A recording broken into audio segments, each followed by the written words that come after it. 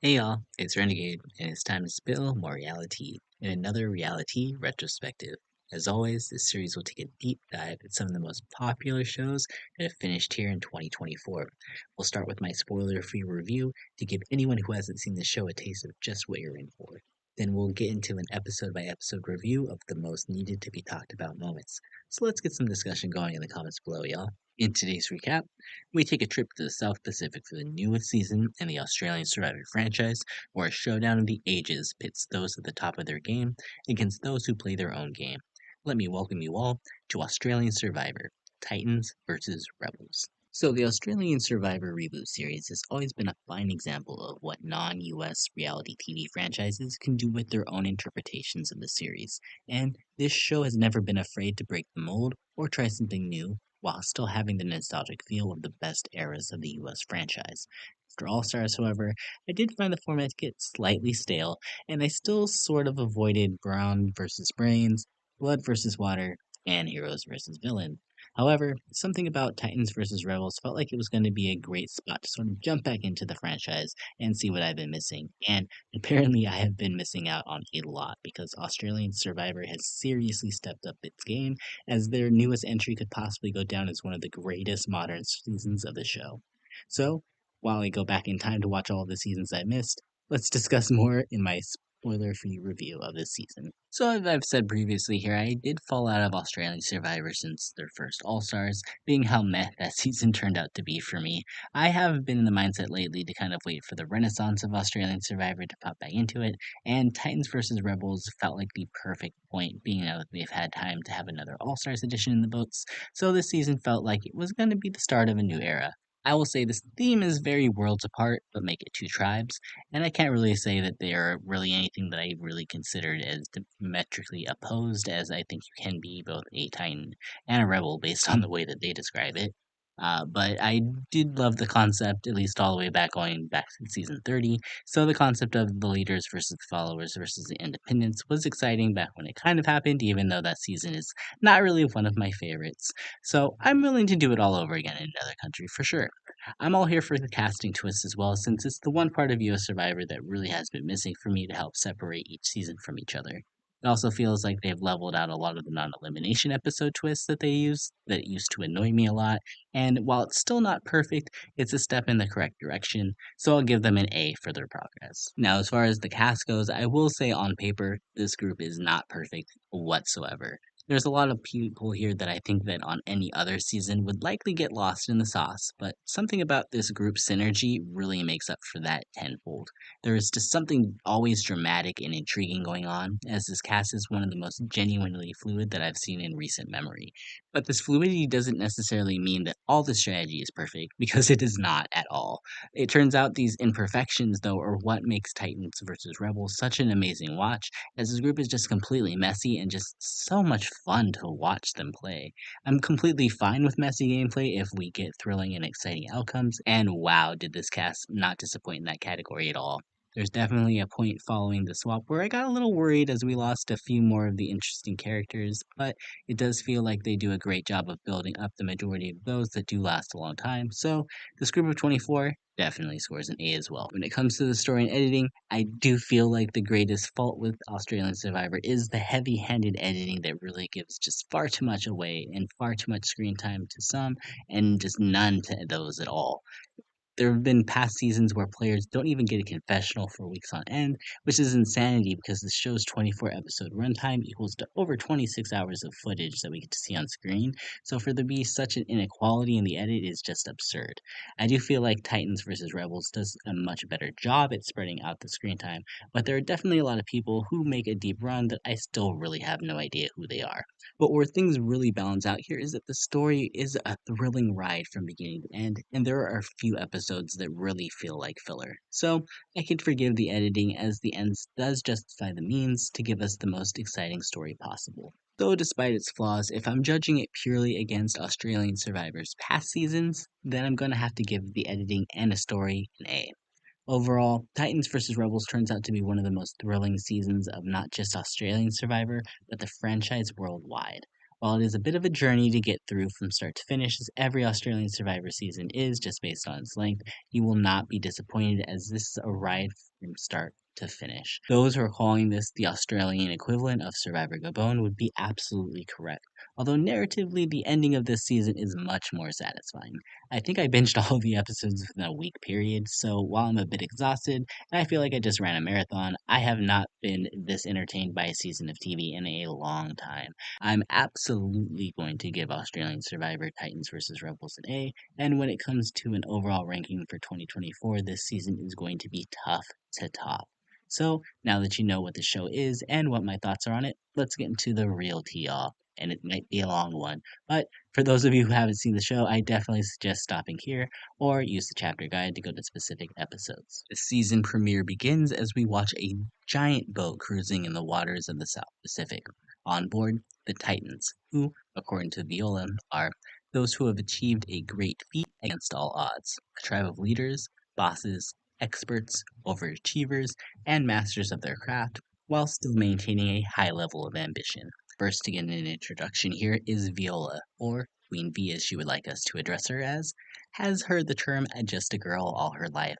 But she can deadlift 190 kilos, she's fierce, she's a winner, she's not our average girl, she's on the poster for the season representing her tribe. I'm already in love, but I need to see her succeed, or this big intro from her was really all for nothing. Up next, we meet Charles, a high profile lawyer, and immediately I'm rolling my eyes because his opening line is like, no one likes lawyers until a lawyer saves their ass. And I'm like, well, I still don't care for lawyers regardless, but just my opinion. Anyway, let's meet Charles, who thinks otherwise. He has worked for several of the world's biggest firms and believes because he has worked on a case with a resulting sum of $7 billion that he will win this game. And I can be real. I'm not sure if that sum of money is really large enough to impress me anymore, but he's really giving someone that is likely going to be removed from this game in a spectacular fashion. We next meet Valeria, a top fashion model originally from Russia, who is deciding to play dumb, but a sleeping bear lies inside of her, waiting to fight, and I'm already in love with the shiny blue booty shorts and the fluffy puffer jacket. Already an icon, and she said two sentences. Finally, we meet Mark, who says he's had a decade of influencing other people as a diplomat and a trained negotiator. And he is famous in Australia for being part of the party famous for leading the freedom of Hakim Al Rabi, which is a very interesting case of a Bahraini footballer who fled as a dissident and refugee when the team was in Qatar in January 2014, eventually becoming an official Australian citizen in 2019, which was thanks to Mark. Believing influences in art, he just doesn't want it to be known that he is the one waving his wand. As JLP says, though, whenever someone makes the rules, there's always someone in the background ready to break them. And this is here where a bunch of mini boats come speeding into the picture. As the Ford speedboats surround the large vessel, we are introduced to the Rebels, a collection of the quote unquote mavericks, thrill seekers, outsiders, and underdogs. They are risk takers that are used to pushing the boundaries and creating anarchy. The renegades, oops, look at the name drop there. Looks like I guess afterward for this tribe. They're used to getting the heads of their opponents, turning the obvious into the unexpected, which makes us think a rebel can win, but will likely do so at all costs, taking out any other rebel in their way. We're first introduced here to Garrick, who is a loss prevention officer at a retail store, which I'm like, okay, great person to start off this with here. Okay, I'm really intimidated. Garrick has a lot to prove as he deals with liars and thieves on a daily basis. He's on high alert 10 hours a day and is not worried about the Titans whatsoever, as he's caught doctors and aeronautical engineers in his day to day, which is like, I mean, you're not working at Walmart if you're catching aeronautical engineers, but like, okay, whatever. I see the reference here, Garrick. I see what you're going for here. We then meet Peta, pretty blonde bar manager used to being judged on her appearance, and she's not going to hurt us much. We don't really get much otherwise here, but let's meet Peta. She's here. We then meet Kelly. As a psychologist, she's been analyzing people half of her life.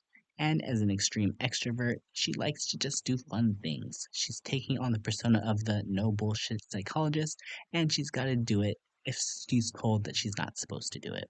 She's a ball of energy, but I'm not sure how that energy is going to translate to her tribe mates because she's already giving either early boot or late game go. But I'm willing to give her a chance at least. Finally, we meet Ferris, hoping to be mistaken as the dumb big Arab, as he says. Ferris actually works in human resources and is ready to take on everyone as the person that manipulates emotions and pulls on heartstrings. And he's ready to finish things where King George couldn't see things through. And I'm like, well, thank you for the spoilers, Australian Survivor. Like, do you have to immediately remind us of every season's past in your previous season? Like, can't we just keep things isolated for the lack of spoilers? But whatever, it's fine. We'll go rewatch things later. Anyway, I gotta say these castaways so far are really likable and all charismatic. We get one final intro from both tribes to close out the opening, and we meet from the Titans Nathan, who describes himself as a titan of sports management, who has cut 18-year-olds $500,000 sport contracts, which is why I'm like, why are there 18-year-olds who have that much money to begin with, Nathan? Why are you responsible for this? And he winks to the camera, and I could already tell who this season's turd is going to be. And finally, we meet Raymond, who, unorthodoxy, if that is a word, is apparently his second language, and he really wants to promote the freaks of the world. But only one can outwit, outplay, and outlast all the others to become the sole survivor of Titans versus Rebels. Now we start right away with our first reward challenge, where they must work as a team to collect fire starting materials from a floating pontoon in order to light their giant totem and their tribe flag first. And immediately the two tribes could not start the game any differently, with the Titans attempting to make an assembly line to transfer the materials, while the Rebels just go for it every man for themselves. However, the Titans soon find that their ingenious plan isn't working all that well, as they don't have enough people running back and forth taking the items from those in the water, so they opt to do the free-for-all as well. And for some reason, even though they haven't even built their entire fire structure yet, Nathan decides to light the torch and set their tiny structure ablaze, which just quickly goes out and isn't large enough to catch fire to the entire podium. Meanwhile, the rebels are working like a well oiled machine, taking their time to build a proper fire structure, which quickly catches, and their totem and flag go alight, winning the first challenge, as well as Flint. The first day of the rebels, we watch as the tribe gets to know each other following the first challenge win, where the biggest contention seems to be Kelly's energy, as the no bullshit psychologist also seems to have no filter or off button. She's definitely a lot to handle, and it's clear that Kelly's biggest enemy in this game is going to be herself and her self awareness. Alex, the math teacher, is immediately annoyed by Kelly, but he does find a quick cuddlemance with Peta, the bar manager. They're not the only pair to link up, as Sarah, the firefighter, and Tobias, the construction manager, are also linking together. Although things seem rather innocent at this point, we do hear from Ferris, our self described genius, human resource manager worker, who does note that these pairings are very obvious very early. Meanwhile, the Titans are also forming their own relationships as we see two pairings hit it off immediately. The first being Muscle Girl Viola and Model Valeria immediately clicking up, making me already so excited that two of my initial preseason favorites have already made an alliance. Valeria says Viola is the love of her life, and she'll never betray her. Producers rig for these two immediately. At the same time, another pairing between Frankie, the salon owner who does CrossFit, and Nathan, the football agent, kind of becomes the first true power couple in the game as they really start the game scheming off. Seems like they're leaning towards closer bonds with some of the more athletic men, like Jaden, the strongman, and it seems like they could be in a power position when Jessica, the lecturer, throws out Frankie's name first due to her being a stronger female, which allows Frankie to start rallying for votes against Jessica. Castaways meet on day 2 for their first immunity challenge, a race to push a giant boulder through a number of obstacles before raising it to the top of a ramp to knock down 3 pins. And it's a good thing that the Titans make some plans pre-immunity challenge because at the challenge they are a hot mess shit show. JLP has been noting that perhaps there are just too many leaders on this tribe, and it's clear that while everyone on this tribe is a leader, they lack any sort of leadership, which no one really is stepping up to make a game plan for their tribe. And each and every time they do make a decision, they seem to pick the harder option for themselves. It comes down to the final section where they have to raise a giant ball on top of a structure, with the rebels choosing their strong guys to lift the ball, while for some reason all the strong guys for the Titans are aiming the ball, which turns out to be a terrible decision because they struggle getting their ball up to the top of the ramp to begin with. They go so slow that the rebels literally mess up a shot, and they are still able to get their 3 pins down before the Titans even get their third shot off. It's only day 2, and the Titans could possibly be one of the biggest train wrecks I have ever witnessed. The irony. And alas, one of them will be the first voted out of Samoa. Now, when it comes to the vote here, we first go to Frankie and Nathan, who feel like they're the ones in control of tonight's vote, deciding to throw out Jessica's name to several members of the tribe. But it seems like their strategy talks don't last very long, as the duo decide to join Jaden out in the ocean for some fun, which is like, why are you so blatantly separating yourself from the group in such an obvious fashion right before the first vote? Like, can't you wait till the morning? Like, come on. It does seem like several members of the tribe have not connected with Jessica at all, but the longer they stay out in the ocean, the more apparent their connection is to several members of the Titans, including Eden, the movie fanatic, and Mark, the diplomat. After sneaking off to have a chat, the two ultimately realize that despite them being their tribe's strongest members, that a move needs to be made against the trio, as they are already too tight for this early in the game, with Frankie being their target, as seemingly Valerian Viola possibly could become the swing votes here. We head into tribal council, and it seems like Nathan is definitely the most confident that his plan is going to work and that Jessica is going to be voted out. He has the most smug shit-eating grin on his face the whole tribal council, and while he's confident, it seems like Jonathan is not that confident that the Titans are anything but a titanic mess. And the Titans kind of proved this point to JLP when the votes are revealed. While Frankie received the first vote, the next few votes are for Jessica, making the duo think that their plan has worked. However, when Frankie votes start to pop up one by one, their expression changed from confidence to confusion as the CrossFitter quickly found herself on the receiving end of the game's first blindside, being voted out of the game in an 8-4 vote, and setting the tone for what is going to be an extremely exciting season. Gotta say, was not expecting Frankie to go out first, but they did paint a picture of her as someone who was probably not that easy to work with and was going to always trying to get her way. Won't lie, I was kind of loving that energy though in the first episode, so I wouldn't have minded seeing her last a little bit longer, but she does make for an iconic first boot. So, Frankie, thank you for giving us what she gave us here. Having won the first 2 challenges, the Rebels are on cloud 9 and spirits are high at the start of our second episode. While up to this point there hasn't been too much focus on the Rebels, we do learn a little bit more about Sarah, the firefighter, as she continues to connect more with Tobias. It seems like the two showmances between them and Alex and Peta are feeling comfortable with each other, which we would expect since it happens so often on Survivor. Seems like their target is the awkward Raymond, who the showmances are having a hard time connecting with due to his unique personality. And there's just this really funny scene where Raymond is kind of caught disappearing from camp, and then there's an awkward confrontation between him and Sarah when she questions it, which I get the reaction because Raymond was acting really bizarre. Meanwhile, the Titans have yet another power duo starting to form as Eden and Mark decide to make their alliance official, proud of their maneuver against Frankie the night before.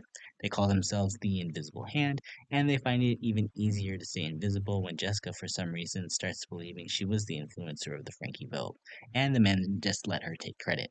Nathan, meanwhile, sits ignorantly unaware of all of this happening, being that he was left out of the Frankie vote, unsure of where him and his strongman ally Jane fit in this group now.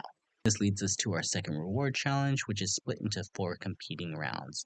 The tribes face off against each other in tug-of-war battles to win a number of luxury prizes, with the winner of that round's matchup winning the corresponding item. While the group matchup was easily won by the Rebels, securing them s'mores, the 3 duo matchups all went in favor of the Titans, securing them fishing gear, bananas, a giant tarp, and a hammock. Hidden inside one of the bananas is a hidden mini idol clue that Wenna nearly swallows, but uses it to find the Titan's idol the next morning. And little we know that Wenna's decision to wait till the next morning to get the idol when he was alone was going to be huge, as no one this season seems capable of finding anything on their own. Wenna ultimately does end up sharing the idol with Jaden, cementing their alliance. This leads us to our next immunity challenge, as the tribes reconvene to battle out for safety. They have to compete in an obstacle course to collect coconuts, which are then thrown into a basket being held by the opposing tribe. The first tribe to drop their basket, losing. Although the Titans initially start out very behind, Few good moves from Nathan allow them to catch up and even overtake the Rebels at one point. Jaden and Viola have great success at first swinging the basket back and forth, but their overconfidence quickly turns to exasperation as the Rebels quickly mount a comeback. Ferris and Tobias manage to hold on despite all odds, winning the challenge once again for the Rebels and sending the Titans to their second vote in a row. Back at camp, the initial plan from the Invisible Man's Eden and Mark is to continue to let Jessica take all of the heat, hoping she'll just throw out a name and they could piggyback off whatever she wants. But after being influenced by Nathan, it turns out that Jessica actually wants to take out Eden, believing he will become too much of a strategic threat if he is not removed from the game sooner versus later. Jessica takes it upon herself to continue to push Eden's name to the rest of the tribe, but this immediately sends red flags off for Mark when he is approached by Jessica to take out his own ally. Mark refuses to lose his ally so early though, and goes to work on changing the minds of his tribe mates, hoping to just throw Jessica under the bus. However, things start to get a little flaky when Eden is told his name is out there, causing him to scramble a bit to split votes in order for him not to become the secondary target in case an idol is played. At tribal council, though, Eden makes it known that he is the target, which I would find a little sus if I was one of the others on the tribe. Like, how would you know this here? But Jessica doesn't find this sus, however, and continues to believe that she's the tribe's influencer, very blatantly laying out her plans to get rid of Eden, while also circling back to the first vote saying she's the one responsible for Frankie's boot. This catches Nathan off guard as he confronts her, being that Frankie was the love of his life after 3 days, and he's determined to get revenge for his fallen ally. When the votes are read, Eden expectantly receives a vote from Jessica, but the rest of the votes are split between Jessica and Nathan, who is once again shocked that he has no idea what is going on in Tribal Council. However, he is spared as Jessica ultimately receives the 6 to 4 to 1 vote majority and becomes the second player voted out of Samoa. I will say she had a very lousy short-term arc that I'm not sure I've seen before, but at the end of the day, I don't think we're losing very much in the entertainment department losing her, so I'm not mad at it. Now, having lost the first 2 votes, the Titans are just trying to get by at this point. They're really in need of a win, but it seems like spirits are still rather high regardless, especially as Eden and Mark cement their power within the tribe by aligning with Caroline, the midwife, and Kitty, the multi-business owner, who are the tribe's eldest women, and they call themselves the Middle-Aged Mafia, which is a pretty great name, I must say. Mark is seemingly in a really great spot here, because not only is he working with them, but he also has working relationships with Valeria and Viola as well. While Nathan definitely has realized at this point he's on the outs of the tribe, having almost been sacrificed last round, so it seems like he might want to try to find shelter with the rebels. And him and his now right-hand man Jaden also seem in on it. And if there were any other tribe other than the Titans, I might have more faith that they might last till a swap to make it to that point. The first 2 episodes were basically dedicated to the Titans, and this episode is very apparent literally from the start that this will be strongly featuring the Rebels. While last time we started out with Sarah and Tobias' relationship, this time we start out with their partners, Alex and Peta, as they become the focus, with Peta believing her alliance is running the show, with Kelly and Raymond as the odd ones out, as they are still annoyed by Kelly as she attempts to get the tribe to play Twister. This is literally almost the exact same alliance breakdown that happened on the Titans, so I'm getting a strong sense of deja vu as this episode continues. However, Peta gets some extra points on Frankie as she stumbles upon the Rebels' hidden immunity idol, but her alliance is just as blatant as Frankie's was, as the showmances continually separate themselves from the rest of the group. This is where we are introduced to Kirby, the AFLW coach, who says she's been laying low and just observing, which I'd have to agree because I didn't know there even was a Kirby on the season in the first 2 episodes. But we learn here that her mind is switched on to the showmances, or should I say the Cuddle crew, as Kirby and her co-conspirators Ferris and Garrick, the last prevention officer, call them. This is literally flashing me back to Survivor Caramoan or Millennials vs. Gen X, so thank you Australian Survivor for the nostalgia. In a very fun and inventive reward challenge, 2 opposing tribe members will start out in a rope cage. While defending off their opponents, each player will attempt to climb up the rope ladder at the top of the cage, with the first player to do so winning a point for their tribe.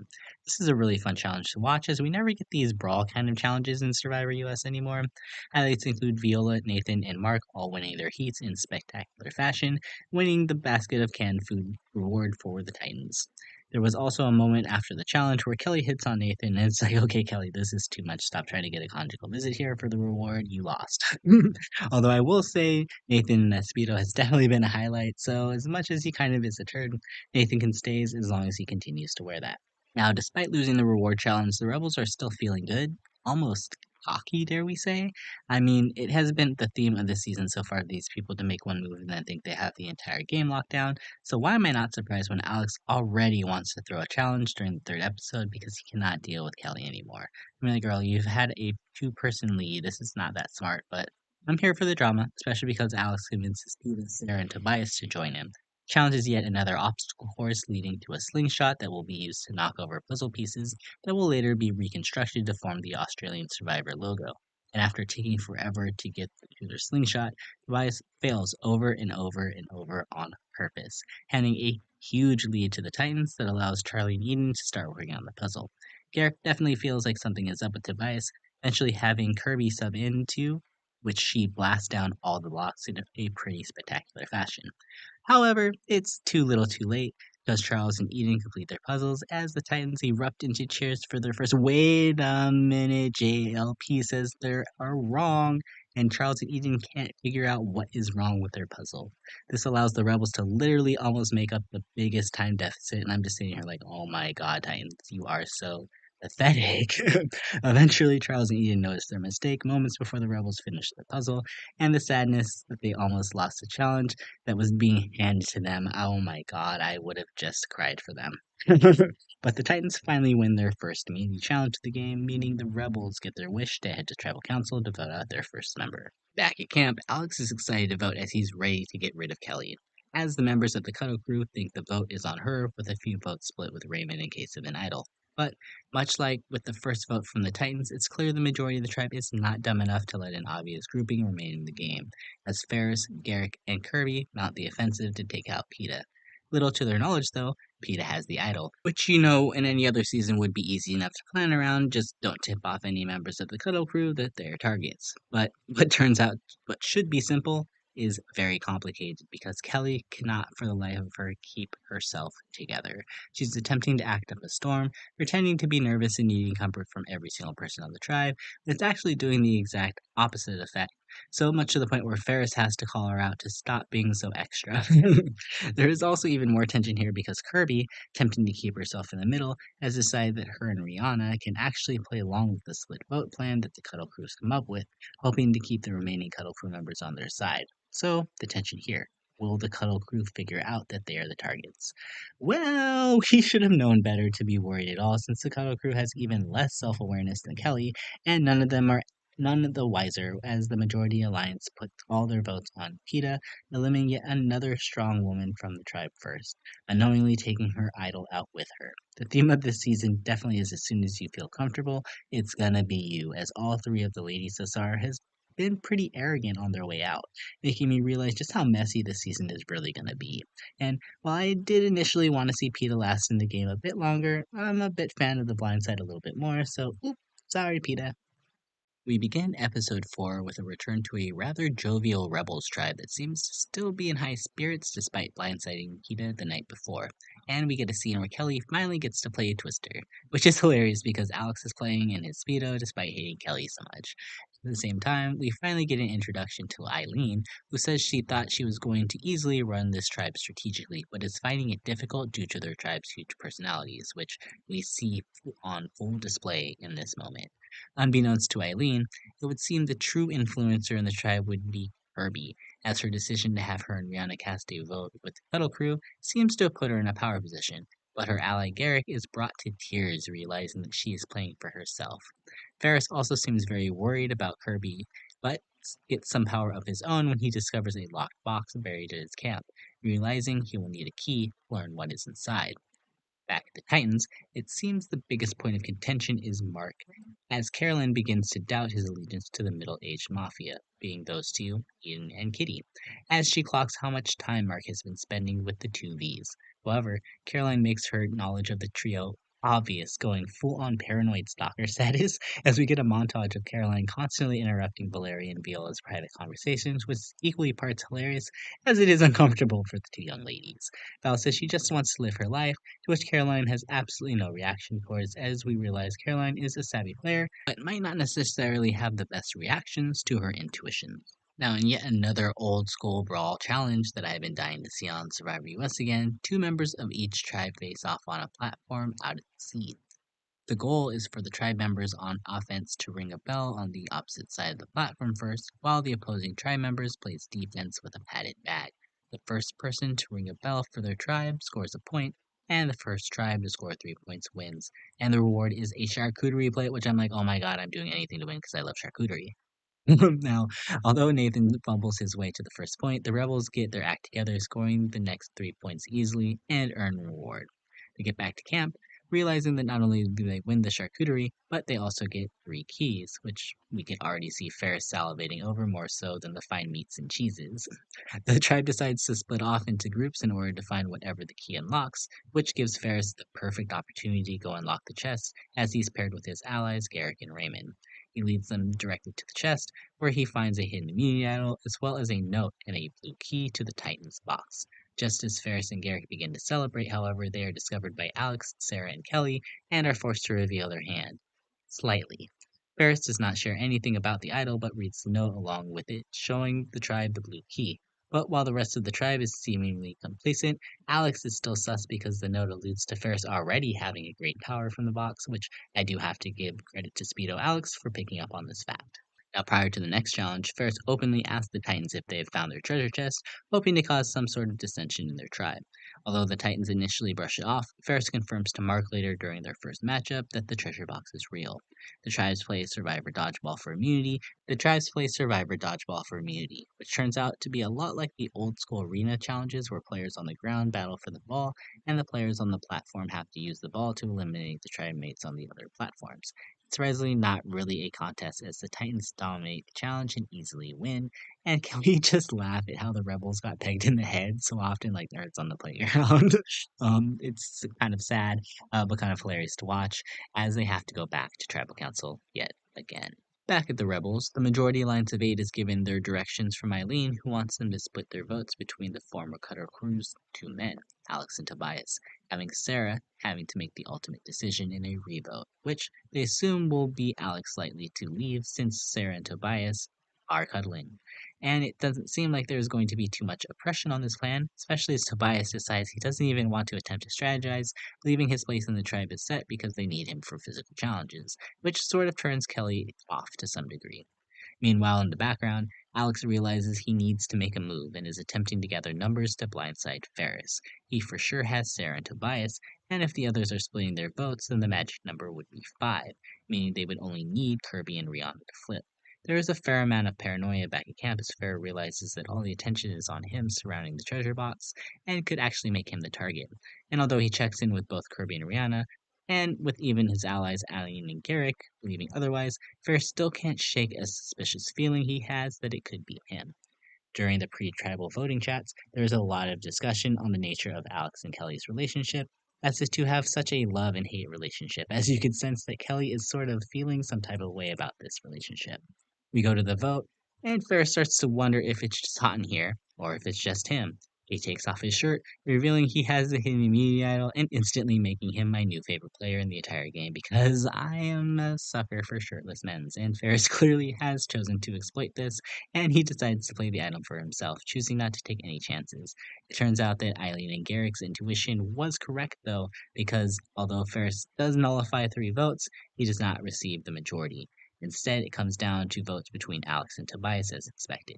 We get down to 4 votes Tobias, 3 votes Alex. But the last vote does not go as expected as we learn that all the day's action has led Kelly to realize that she can have somewhat of a working relationship with Alex, where she cannot have any sort of relationship with Tobias at all, and she switches her vote to send the construction manager home in a 5-3 vote.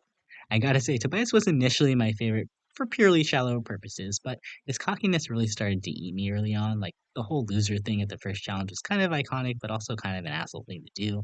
And I think this edge and stubbornness to his personality clearly rubbed members of his tribe in the wrong way, so while I was not expecting Tobias to be the first guy to leave Samoa, it was certainly welcomed with open arms because, wow, what a vote. Thank you, Kelly, for the blindside that I didn't know that I needed.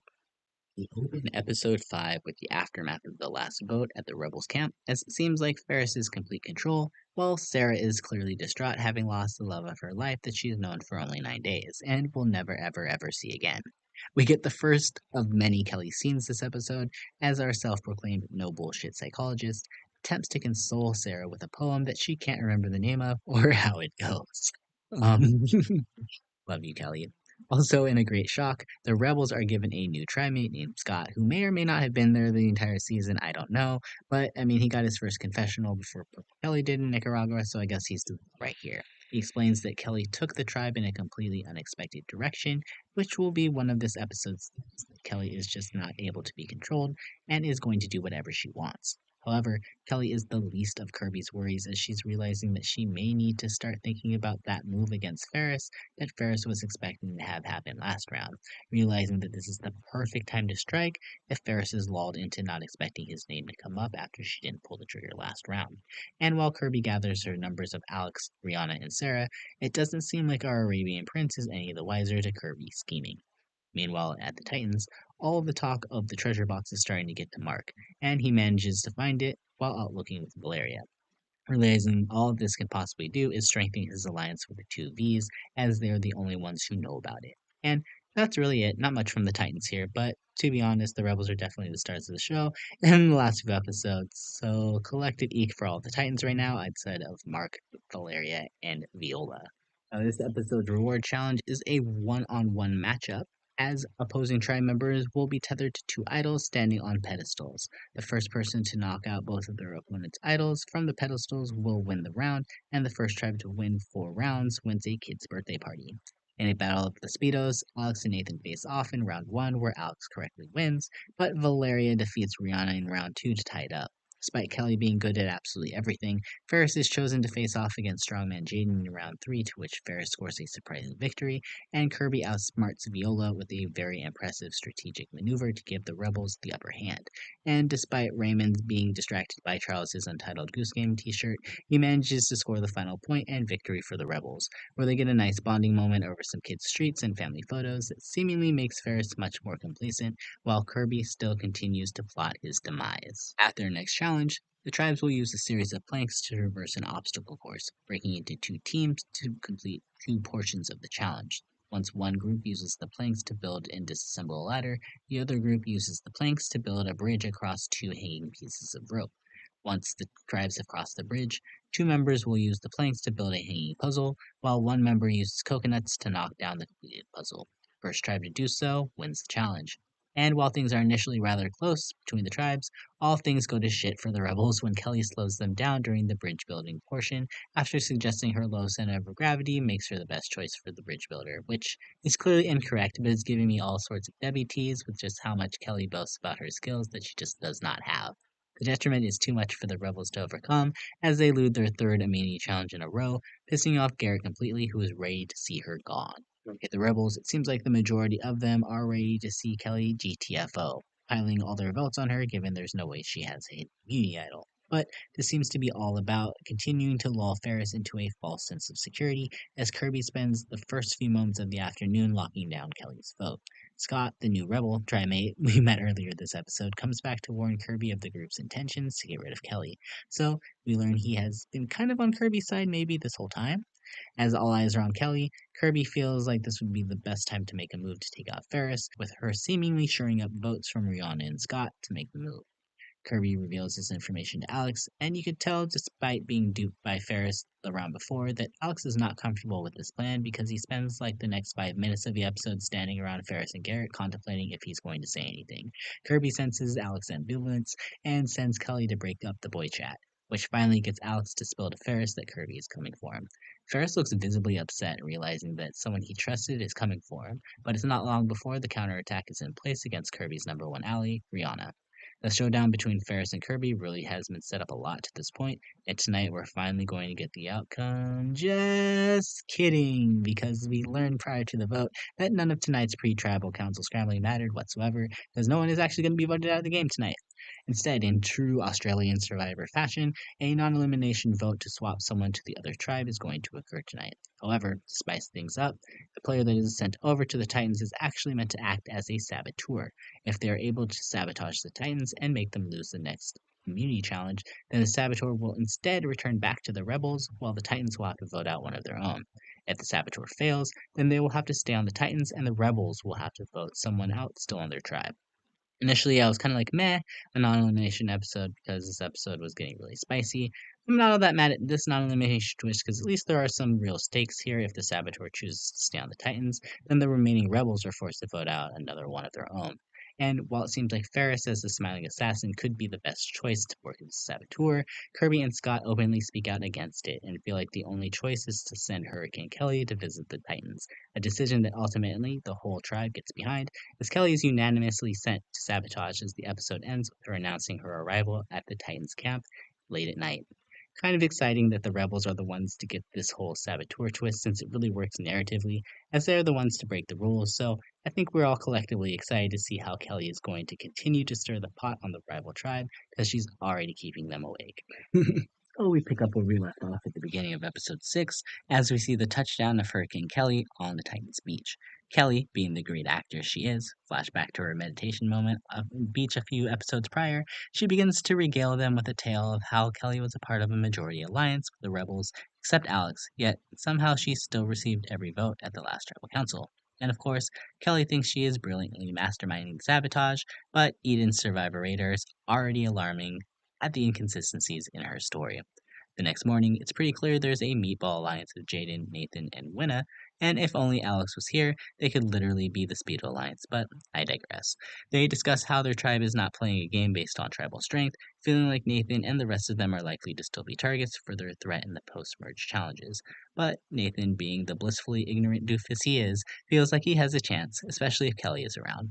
Speaking of Kelly, the next morning she confirms to everyone that the treasure box does really exist, which makes Mark realize that he has little time to act before someone else finds it. But Renegade, you ask?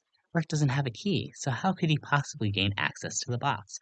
Well, he literally breaks the box open by ripping it apart at the hinges, which is like, wow, production. We really could have just used a rock or something here to begin on this. Wow. Anyway, Mark claims his idol, sharing the knowledge with only the two V's, and my favorite power group on this tribe seems to be in a great spot, at least at the moment. Meanwhile, the rebels awake to their first Kelly-free morning, and everyone, including Alex, is in such a glorious state, at least on the surface. The vibe is all smoke and mirrors, though, because it seems like the divide from the prior day's vote is all Kirby can think about, considering she was unable to make her big move against Ferris due to the twist. To make things even worse for Kirby, Scott reveals to her that Ferris knew about the plan and had a planned counterattack on Reeve, revealing to us now that Scott actually was playing sides because he's just now revealing this information to Kirby. She doesn't really care though, because it seems like Scott revealing this information to Kirby now is all it takes to lock him and Rihanna in as a trio, and they soon realize that everyone else outside of their core group is not to be trusted completely since they have shared some information back to Ferris. Now we get an endurance challenge for this episode's reward, as the tribes divide themselves into 4 pairs, each standing in a structure that has footholds of decreasing length and leaning on their partner's back to maintain their balance.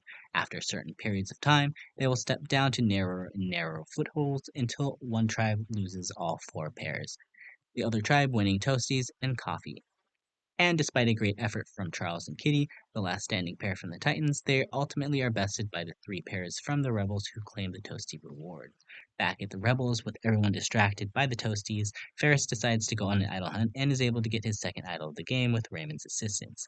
In an attempt to cause suspicion around his idol, Ferris reveals this information to Alex, who tells the rest of the tribe, and the chaos becomes real as the war between Ferris and Kirby continues to get even more complicated.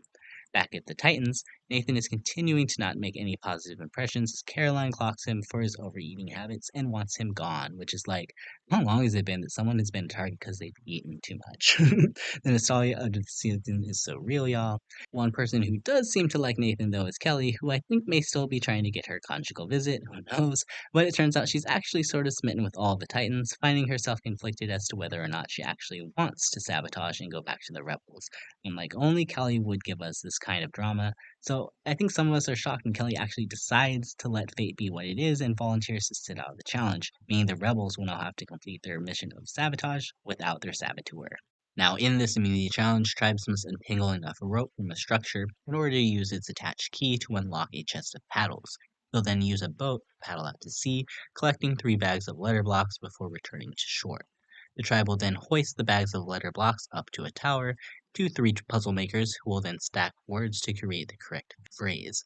Once they've balanced their blocks on a hanging platform, the other members will slowly lower the platform down onto a stand while keeping all the letters balanced. First tribe doing so wins. Despite Kelly sitting out, the Titans are still a mess and are just always one step behind, allowing the Rebels to easily secure the immunity win. So, in a lousy moment, their saboteur still technically accomplishes her mission, and unbeknownst to the Titans, will be returning back to the Rebels, leaving only their original trimates for the vote tonight. The tribal scramble at the Titans is a little less fun as the sides seem a lot more apparent. With Caroline leading the charge, the members of the middle-aged mafia plus Charles, Valeria, and Viola would split their votes between their meat shields, with her target Nathan getting the majority of the vote and Jaden receiving the secondary amount. With seemingly nowhere else to go, Jaden and Winna realize they will have to join the majority as well, meaning this could likely be the last night on the island for a blue Speedo. However, Mark is starting to realize just how dangerous his game Caroline could ultimately become, and she's become a lot more direct about her targets than the rest of her alliance, and it's clear she's trying to take control. As the two Vs are still annoyed by Caroline's constant stalking as well, seems like we were actually setting up for what could possibly be another blindside as Mark is contemplating taking the shot to dismantle the middle-aged mafia and create a new alliance with the Meatballs. Please save the Speedo, Mark. So at Tribal Council, Kelly returns back to the Rebels, and it seems like although Mark, Valeria, and Viola are interested in making the move, they do get cold feet, deciding to join the original Split Foot clan as Nathan is voted out 6 to 3 to 1. You know, Nathan was actually kind of a fun character this season. Typically, his archetype is overly arrogant and just too annoying, but Nathan's airheadedness and lack of self awareness turned into a bit of a comedic presence, especially when the next episode we learned there's going to be a tribal swap. We could have opened the doors to my Speedo line streams becoming a reality, and while this is probably the best place for him to leave, I don't really care. I'm still hashtag justice for Speedo. Now, the next morning, we get a few short scenes to set up some plot points for this episode. As the Titans, we have Mark, Valeria, and Viola discussing their decision not to target Caroline and the issues with timing, while the rebels learn that Kelly's mission was basically a complete failure as she has no relevant information about where anyone is aligned, which is like, did she really think she would? So the moment we've been waiting for finally happens, and for this swap, our players will each grab a buff one by one to join their new tribes. And what could have been a cool twist if maybe they gave him the opportunity to wait a little longer, Raymond has an empty package and is told he gets to pick his tribe, but he's literally the second person to pick and gets told he can't wait to see how the tribes shake out, so they might as well have just given him a random buff. He decides to choose the Titans since they have the better camp, which turns out to be fortunate as the majority on both tribes turns out to be members of the opposing tribe, as basically everyone switches tribes except 3 members each. On the new Titans, Valeria finds herself in the worst position as not only she's separated from both Mark and Viola, but is now in a minority with Charles and Winna. But to her benefit, she does have both Ferris and Kirby on her side, which is the best thing the old Titans could hope for in finding a crack in the old rebels. Scott attempts his best to bridge the gap between the two rivals, hoping the rebels could stay strong for at least one vote, and they do have a temporary peace treaty. But can Ferris and Kirby keep their guns down long enough to not take a shot at each other immediately? On the new rebels, Alex, Rihanna, and Sarah all find themselves on the bottom as all 4 members of the middle-aged mafia find themselves swapped together alongside Jaden and Viola. It would seem here that the Titans would have an easy majority, but Mark and Viola are still itching to make that move against Caroline that they did not make last round, wondering if now is finally the time to do so. And it seems like they'll get to answer this question sooner than later because the new rebels end up losing the next immunity challenge, which is an interesting challenge where each tribe member has to use a gutter connected to a pulley system to transfer a ball from person to person until they get it into a final shoot. Challenge that the new Titans are able to easily gain a lead and that cannot be made up. Back at camp, it seems like this could possibly be the most straightforward vote of the season. With Alex willing to hop on board with the Titans majority, it seems like the plan would just be split votes between Rihanna and Sarah. However, Viola is still conflicted and cannot stop thinking of getting rid of Caroline, but Mark eventually talks her down from the decision, believing now is not the right time. Time is absolutely the theme of this episode because as Mark and Viola are having this intense discussion, it turns out Caroline actually clocks them on the beach and realizes that she is in trouble, deciding that now is the time for her to act first, and she is ready to get rid of Viola. After getting Kitty and Eden on board, and having Eden secure Jaden's vote, Caroline reveals her plan of attack to Rihanna and Sarah, and I am in shock of just how quickly one of the game's biggest characters and frontrunners thus far is already a target. And at Tribal Council, the recent theme of timing comes full circle, as it is Caroline who has decided to pull the trigger first, sniping out Viola in a shocking 62 to 1 blindside. I will be honest, I am not a huge Caroline fan because she's kind of shown to be a little creepy stalkerish for my liking, but I have to respect her intuition on making this move. Being a midwife, I think she gives one of the best voting confessionals of the season with this move. I've delivered thousands of babies, but tonight I'm delivering my first blindside, and guess what? It's a baby girl. So sad that of all the people that she has to take out first, it has to be Viola, who is part of my favorite duo in the game thus far, but Viola's elimination and hesitancy to make a strike first really highlights a very nuanced role in survivor strategy, and that the moment you recognize that someone is a threat to your game, you need to take them out. Because if you wait too long, you're allowing them to have too much time to make a move against you first. So, in my opinion, you always have to make the move and apologize later. And sadly, due to her off timing, Viola has no one to apologize to but herself. The start of episode 8 begins with a checkup at the New Titans as Ferris and Kirby are still vying for control of the group, even though they have a temporary truce. It would seem to some degree it would be Eileen, Garrick, and Raymond with Ferris, and Kelly and Scott with Kirby, as the three original Titans attempt to figure out which side may be best for them. And out of the three OG Titans, it would seem like Valeria is sort of the influencing force here, as Charles and Winna seem to want to go in whatever direction she wants to go. Ferris makes a pretty blatant pitch to Charles, Val, and Winna while they're out in the ocean, trying to turn them against Kirby and Kelly. It sort of has the actual opposite effect for Val, though, saying she originally wanted to play a game of seducing Ferris, but now actually sees through his manipulation and values the bond she is making more with Kirby as it's built on deeper values, giving us a better idea of which side she's leaning towards supporting. We return to the New Rebels, where Mark now sees his position in his tribe after being blindsided by his own alliance. Mark attempts to make up to the middle-aged mafia, which Caroline notes that can deal with Mark at any time since he has nowhere to go now. This is exactly what Mark wants, though, as his real goal is to get revenge on his old allies in a hashtag Justice for Viola movement, and I'm living for this. While we'll ultimately learn that Mark has a little more bark than bite, he's at least realized that he has to make a move now, and he starts by forming an alliance with Alex, who is completely on board, deciding to take out Kitty, who is the glue that holds Caroline and Eden together. After reconvening for their next challenge, Val shows off some more of that Russian bear as she questions the new rebels on who is responsible for getting rid of Viola and ruining the best alliance in the game. Val has questions and she demands answers, but all she gets is silence, which makes her even more angry and determined to get hashtag justice for Viola. In this immunity challenge, the tribes will remove logs blocking an obstacle course, then split into a team of pullers who will use a winch to pull a cart of puzzle pieces through the course, and two members of the tribe will be on the cart to assist guiding it to the end, where they will use the pieces to construct a puzzle. First tribe to do so wins.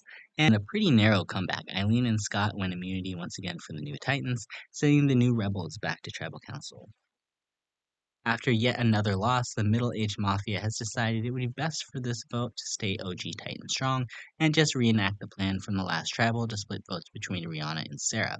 Using Jaden and Alex, it would be a 3-3 split, and it seems like all is well. However, Mark is all about revenge, and this is just the first part of his plan to lull his alliance into a false sense of security. But now he's ready to take out Kitty, to which Alex happily agrees. Where things start to get put into question is when they realize they will also need Rihanna and Sarah. And as Rihanna and Sarah were just saved the night before by Caroline and Kitty, it does call into question where exactly their loyalty will lie now, and will they actually make a move? Sarah says she feels like hot property, and this is really the first time we will see her handle being in a position of power, given how badly she handled things as a member of the Cuddle crew. And spoiler alert, it does not go well because she literally goes back to Kitty immediately and spills the information. But in a funny twist, Kitty does not believe Sarah, which is like, really, Kitty? You don't think Mark has any possibility of turning on you immediately after you just turned on him? Okay, well, whatever.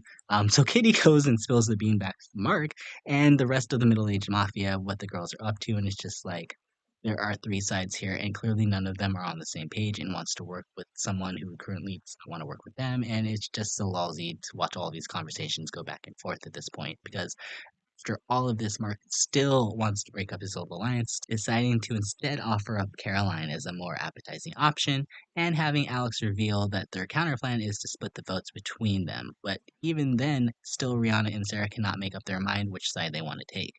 Tribal Council, it still doesn't seem like Rihanna and Sarah have made up their minds and are going in different directions, which is like, oh my god, girls, what are you doing? Before the votes are cast, Mark plays his hidden media out for reassurance, and we learn he actually nullifies one vote, but the rest of the votes are one by one for either Caroline or Sarah, with the final vote being for Sarah, whose ambivalence to make a move until the very end ultimately got her voted out. So, despite her ultimately committing to the Caroline vote, Rihanna also assisted in Sarah's demise by casting a random stray vote for Mark. So, no matter what the middle aged mafia's decision, at that point, to pull in Jaden and pile all their 4 votes on Sarah turns out to be the smartest move, and there was nothing they could have done about that other than cause a tie. And now, for being unable to come together sooner, Alex, Mark, and Rihanna all find themselves on the outside looking in.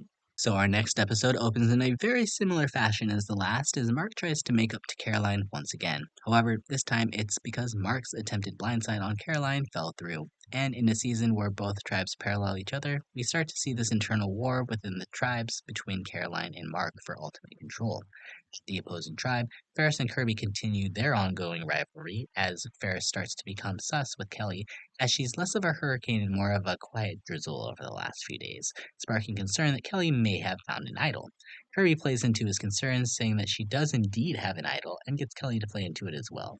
This is all that is needed to set Ferris off, as he decides to end the feud with Kirby once and for all, deciding to strike now. In today's reward challenge, for our Mexican feast, each tribe will send out 2 members to race into the water, hunting for tribe-colored coconuts, each bearing a letter of the alphabet. First tribe to spell out a given word wins that round, and the first tribe to win 2 rounds wins the challenge. It comes down to a 1-1 showdown in the final round where Valeria and Winna spell tortilla faster than Alex and Kitty, winning the feast for the new Titans and continuing their winning streak. At the reward challenge, Charles, Valeria, and Winna discuss their options as to whether or not they should side with Ferris or Kirby, with Charles promising both sides he will consider their offers. Seems like the truce is doomed as both sides are ready to strike, thinking that the other has no idea that the strike is coming. Their next immunity challenge, each tribe member will hold a chain connected to a heavy barrel that weighs 26 kilograms, or 57.3 pounds. If at any point a contestant can no longer hold on, they may pass their chain to a tribe mate. That tribe that goes longer without dropping any of their barrels wins. And in a shocking upset after weeks and weeks of losses, the new Rebels win their first immunity challenge since the swap, and it looks like we will finally get to see a resolution to the war between Ferris and Kirby. Or will we? Because the first thing that happens back at camp is Eileen begging for the 2 sides to keep their truce and stay rebel strong. But Ferris and Garrick have other plans as they attempt to secure the votes to take the shot against Kirby, even though Eileen feels they don't have the numbers to make it happen. Seems like that Ferris might be getting his way as he talks to the 3 OG Titans as well as Raymond, believing they have the numbers. But Raymond sort of ruins everything when he reveals to Kelly by accident that Kirby is the target, sending Kelly off to tell Kirby, who decides the truth is officially off. Plan is now for Kirby, Scott, and Kelly to use the OG Titans to get rid of Garrett, who's proving to be Ferris' closest ally, and the next best decision to eliminate in case Ferris uses an idol. Tribal Council, while initially it seems like the OG Titans are playing into that they are vulnerable, Charles voices that they're actually the swing votes and will decide which side of the OG Rebels Alliance will win out tonight, causing the 2 sides of the Rebels Alliance to start coming for each other. Based off of all the discussion, Eric gets a spidey sense that he is in trouble, and right before the votes are read, Eileen asks Ferris to use his idol to save Garrick. Ferris feels secure though and doesn't play it, which turns out to be the wrong move as the OG Titans join Kirby's side and successfully remove Garrick from the game. It is a huge game-shifting blindside and definitely surprising at this point how everyone connected to the big players are getting removed instead of the power players themselves, and it seems like now Kirby is currently having the lead in this war of the rebels. Returning the next day to the new Titans, Kirby is feeling pretty great about how Ferris's side fell apart at the last vote, as Eileen ensures at the end of the last episode she voted for Kelly, not Kirby.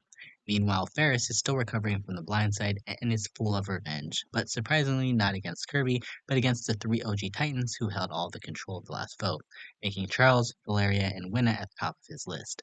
However, there is still sus surrounding his idol, given Ferris didn't play anything the last vote. At the New Rebels, we get a little bit more from Rihanna, who generally has no clue what strategic direction to take. Definitely seems like Kirby was doing all of the thinking for her during her time together with the Rebels, and Rihanna completely botched her opportunity a few rounds ago to take control with Alex and Mark. Instead, Rihanna sells her soul to Caroline, and although Caroline does not trust Rihanna, she feels it's better to keep her close. Also, random obligatory Alex Speedo shot because it's been so long and I miss Nathan. Anyways, we get into the next immune challenge right away, as the tribes must scale a cargo net before releasing a bag of balls that they must use chopsticks to transfer the balls across the balance beam in pairs. They'll then use the chopsticks to hold up a net, while one tribe member attempts to shoot the balls into it. First tribe to get all their balls into the net wins.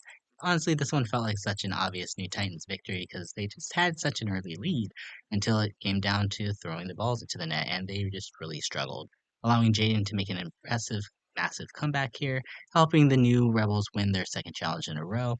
The challenges this season have been very entertaining, I've got to say.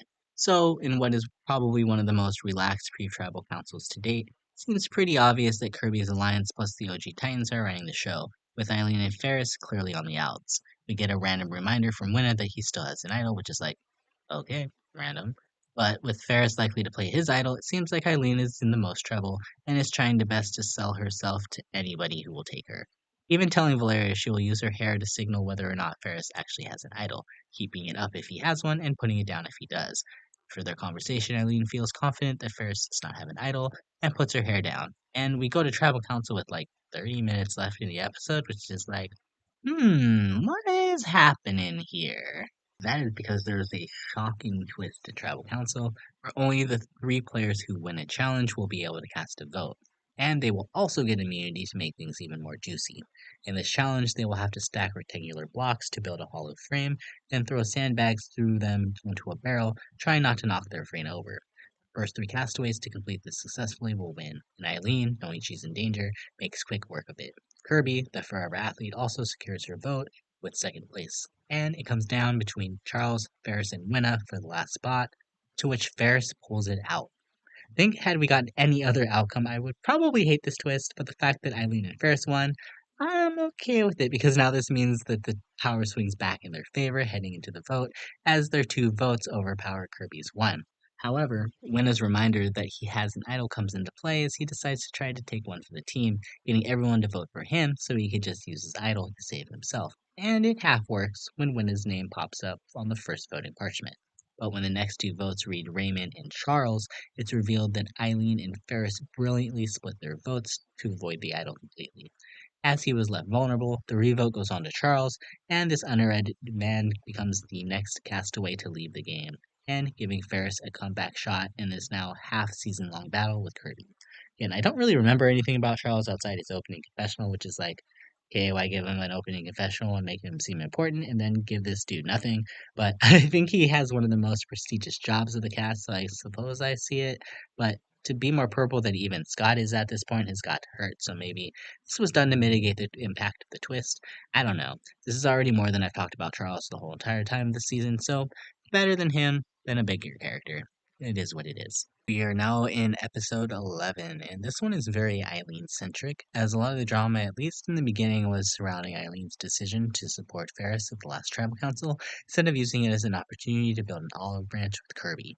Because of this, those on Kirby's side are really unwilling to attempt to play with her, and since Ferris has the idol, it would seem like another challenge loss would end up with a very predictable Eileen boot. Meanwhile, at their opposition, the story still centers around Mark's attempt at rejoining the middle-aged mafia, which him seemingly being convinced that he's in. But if it's up to Caroline, there may be other plans. We learn that their next immunity challenge is actually going to be played as individuals as they attempt to hang on to an A-frame using a rope and footholds for as long as possible. At regular intervals, they will need to move to a higher point up on the A-frame. The last castaway standing with their foot above the boundary line would win immunity for their tribe, and this is perfect for Eileen, who is desperate to do anything she can to stay in the game. And she lasts a very long time, and still it's just between her and Rihanna.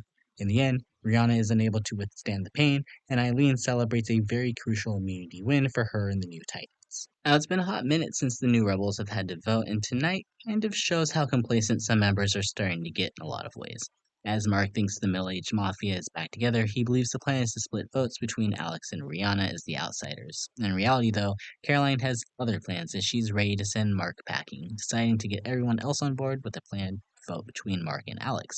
The drama comes here, though, when Mark is doing a check-in with Caroline and Eden later that day, and Caroline accidentally gives Mark the wrong decoy split pen vote, which sends her spinning as to whether or not she just revealed her blindside attempt and thinking it might just be safer to vote with Mark instead of to avoid any sort of drama and just get rid of Alex.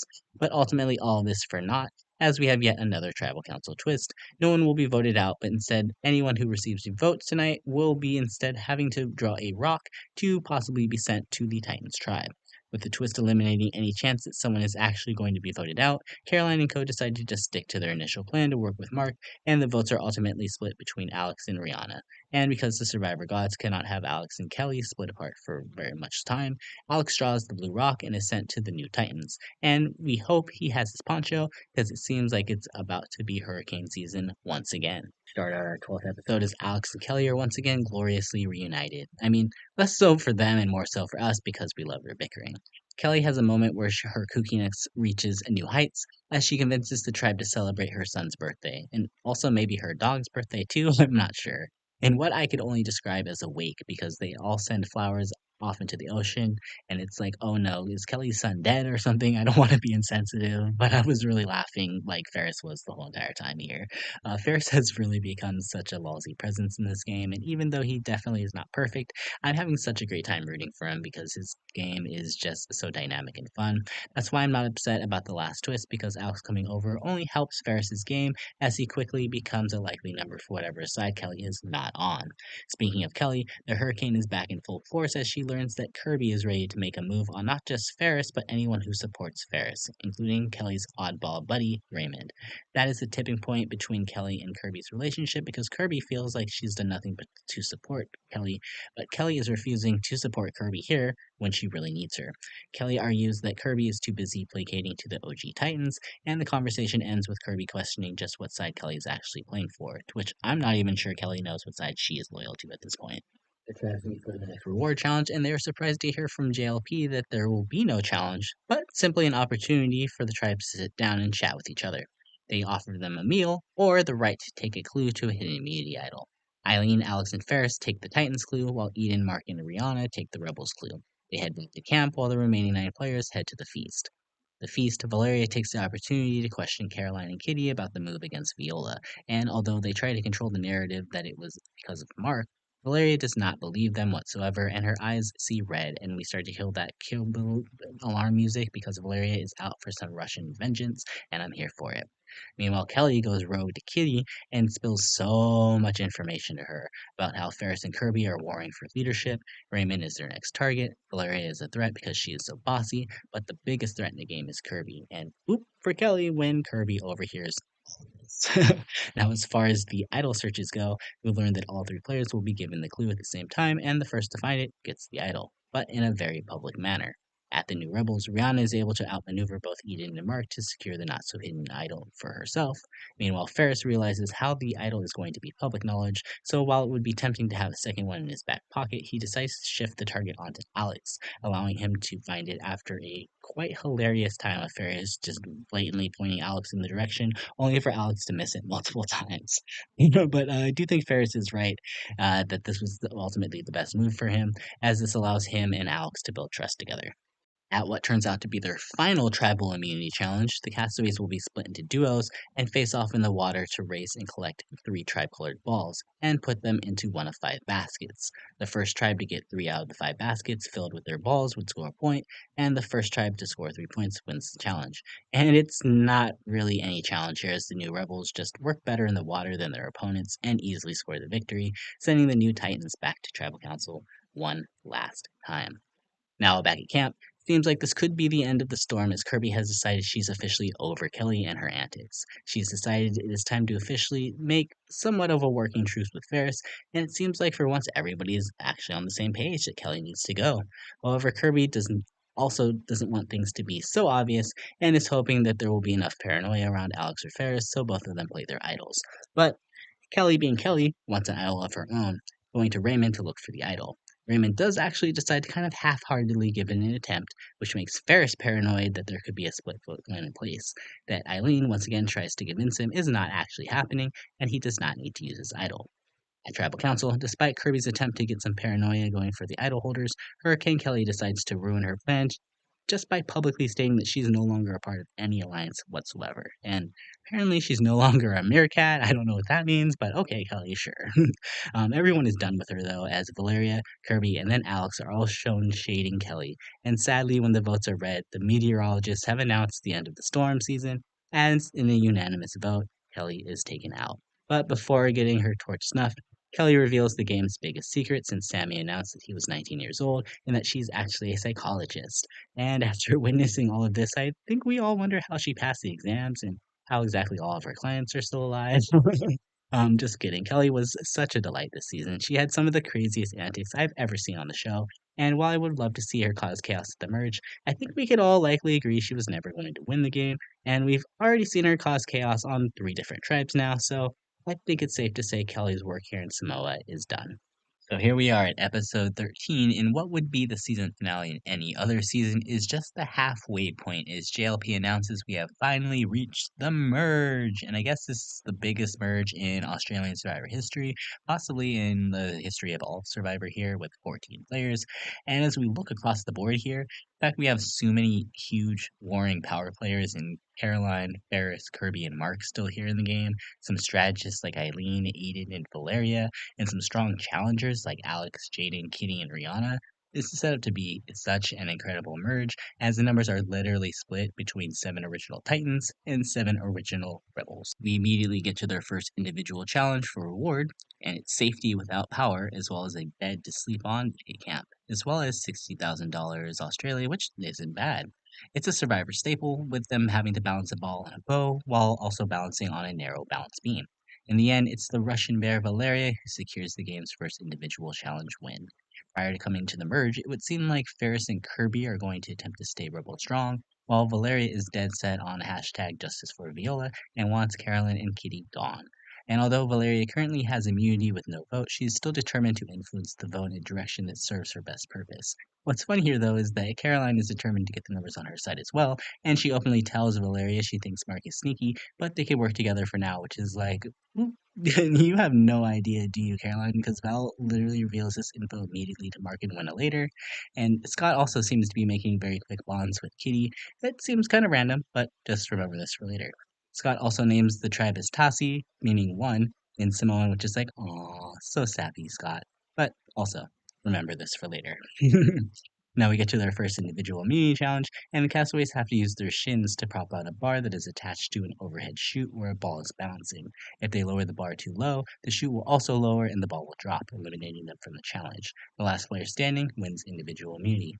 Comes down to Jaden and Winna, and after Jaden insults the immunity necklace and JLP tells him to drop, Jaden does, allowing Winna, who has always good legs there, to win the first individual immunity of the game. Now back at the Tassi tribe for the first time, they have to decide who will be leaving, and Caroline takes the opportunity to strike, pulling in her OG Titan numbers of Eden, Kitty, Mark, Valeria, and Winna, but also including Rebel outsiders Alex, Kirby, and Rihanna, with the ultimate goal of blindsiding Raymond, who they believe is just too strongly tied to Ferris. However, Caroline has no idea that Mark, Valeria, and Winna are not on board with this plan, as they and the rest of the Rebel majority are on board with knocking out Kitty. But this is Titans versus Rebels, and something insane always has to happen. And for this merge vote, that is no different, as Scott is now having a sudden change of heart. He's known Kitty for less than 24 hours, and their bond is just so strong and tight that he cannot bear to see her survive her dream end at the merge, which is like, what are you doing, Scott? Anyways, this leads Scott to literally tell Caroline and Kitty that Kitty is the target. Like, oh my god, I just had death there. Like, what are you doing, Scott? Like, what are you doing? I mean, they don't have an idol in their possession, so it doesn't really matter at the end of the day, but still, Scott, why? As Caroline and Kitty continue to scramble and everyone continues lying to everybody, it's all just unfortunately for naught, as Scott decides the merge has changed his perception of the game, and he needs to leave the game for himself in order to save his mental health. I'm not going to judge Scott because I've never played the game of Survivor myself, nor do I know what it's like to deal with the elements or its tolls on your mental health. So for him to be a fan only to leave now only should really speak volumes to how difficult the game really is. But this is also seemingly kind of coming out of nowhere, which is just a very fitting, end to his random arc in this season here. So, yeah, I guess Scott is our merge boot. Question mark? We're here at episode 14 and we still have over 10 episodes left to go, so I might be a little bit more simplistic where possible because OMG, this is a lot of information and my script is so long to this point and wow, the season has been so good, but okay, I need to focus here. So Caroline and Kitty basically spend the next day realizing that they're on the outs, as it seems like the Rebels plus Mark, Val, and Winna, the voting block here, still exists. It does seem like they have Eden strongly on their side, and Rihanna spends the episode waffling as she did make a spawn wrong to the Titan Women's, after they saved her during the Viola Blindside, but she also wants to be loyal to Kirby. We get to our next immunity challenge, and each castaway will hold onto a rope with 3 monkey's fist knots of different sizes, and will move down to a smaller knot during regular intervals. The last player standing wins, and forever the Endurance Queen Rihanna is one not to be played with here. I don't know anything about her strategic game, but everyone needs to be scared about facing off this woman in an endurance challenge, because she has been one of the last ones standings each and every time. Now back at camp, Caroline and Katie are still feeling the heat, attempting to push votes onto Mark to no avail, as it seems like basically everyone else is on board for one of the two of them to go. Valeria calls a shot onto Caroline, believing Kitty is already defeated, which will make her easier competition, which is like, oh my god, Val, such a boss move, love you. With everything seemingly lost at this point and Caroline on her way out, her and Kitty make one final last-ditch effort to appeal to Ferris, knowing he's the one with a flair for dramatic, and knows that Winna is somebody that he's been targeting for a very long time, given that Winna was one of the people that helped blindside his ally Garrick. And Ferris, realizing what a brilliant move it is, gathers his smaller voting block of Eileen and Raymond, and at Tribal Council, despite Caroline receiving 5 votes, Mark receiving Rihanna's vote, and Valeria receiving Alex's vote, Winna is blindsided when Caroline and Ferris's voting blocks come together to form a 6-person majority and oust the competitive eater from the game. Gotta say, I thought Winna was cute and fun and all, but he really didn't have very much depth to his game, so seeing yet another lieutenant leave the game when all the big names continue to escape elimination is such a thrilling, high-level strategy for the threats of this game, and I'm just so impressed each and every episode that the season goes on. So, episode 15 begins with the aftermath of the Winna blindside, as Caroline is officially done trying to work with Mark or Valeria any longer. Despite all of this, Eden is still trying to reunite the OG Titans, and there's a pretty lousy scene when he explains to Jaden his strategy, and since Jaden hasn't really done much up to this point, I understand why Eden thinks he needs a lesson in Survivor. Now, for the reward challenge, it is a 3-stage, single elimination style competition.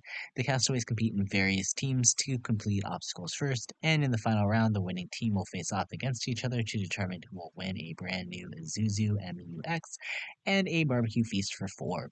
Mark ends up winning, choosing to select his team who helped him get to the final round, Kitty and Valeria. Mark also makes a surprising selection in Caroline in an attempt to align all the former Titans so they can move forward as a collective unit. While on the barbecue reward, Mark uses his skill as a diplomat to mend the divide between Caroline and Valeria, and they surprisingly leave the feast ready to move forward, Titan strong. Prior to their next immunity challenge, we get a scene from Jaden where he's having a night workout session as he's ready to get revenge for Wenna's elimination, which is coming out of nowhere and is equal parts ridiculous as it is hilarious. But it seemingly works out since Jaden is the last player standing in our Survivor Staple overextended challenge, building the highest pole structure without it falling over. So we return to camp to prepare for the vote, and the final 12 are basically split along original tribal lines, which, after a season so fluid, it just seems so hilarious for this to be the divide at this point. With the Titans wanting Raymond, and Eden starts to set off red flags for Ferris as he is constantly seen talking to Mark and Valeria throughout the day, and the battle lines are officially drawn at Tribal Council as Kirby also notices how it seems as if the barbecue really did build bridges between the Titans. During Tribal Council, Ferris changes their target to Eden and gets all of the OG rebels on board, meaning this is truly a live tribal vote. But without all the annoying whispering like we have in the US. When the votes are read, the OG Titans and the OG Rebels are deadlocked in a 6-6 tie between Eden and Raymond, going into the revote, and I'm like, oh my god, are we gonna get rocks? Are we gonna get rocks? That would be the only thing better here if we get rocks. Well, no rocks, but something almost as good here because in yet another unpredictable move, Jaden decides it's time to exact revenge for Wenna's elimination, choosing to jump ship in the revote and cast his vote for his survivor, Professor Eden, eliminating the super fan from the game right before the jury, which makes the conversation earlier tonight just so much more hilarious and ironic. Eden had such a strong end to start the season and then went extremely purple, so I'm not that surprised to see him not be our winner, but damn, did he kind of get played dirty at the end, both by the game players here with Jaden as well as the editors. I mean, like, they did not deserve to purple him that much, but I kind of get it considering he's not really ultimately someone that we were going to see in the end game moving forward. Now, first off, let me just say, what the fuck happened to the episode titles, and why did they name the first 15 episodes but then none of the last 8? I'm so confused. Anyway, tonight is the Australian Survivor auction, and the beginning of the game sets up a very powerful twist. I love auctions, and they're one of my favorite reward challenges, although this one was slightly short for my liking, but whatever. Raymond buys a large container of popcorn and a lemonade for $400. Eileen pays $500 for a covered plate that turns out to be fried chicken, pickles, coleslaw, and a Coke. Kirby buys a whole pepperoni pizza that JLP takes a slice of for $500. Caroline gets a plate of brownies and ice cream for $420.